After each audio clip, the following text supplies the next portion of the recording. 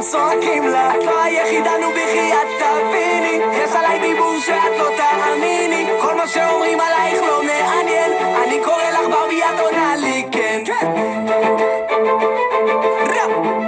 זה ברור שהיא עונה לי כן,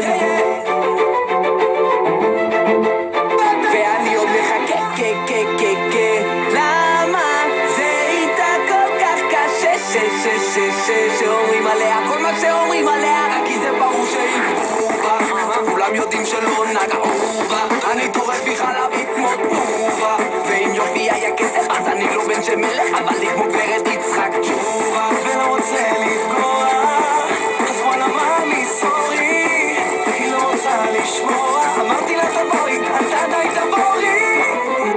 أنا ندالك بربي وانت تردي عليا كان. יש לה את הנוחים בכל תמונה, וסיפורים שאף גבר לא קנה, תמיד עושה דאווינים בשכונה, עושה דאווינים בשכונה.